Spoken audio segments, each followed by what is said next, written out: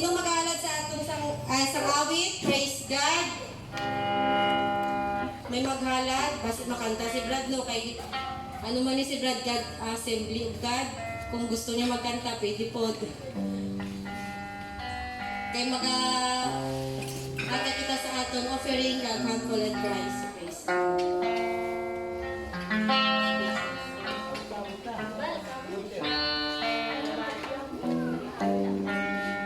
si Sister Aline.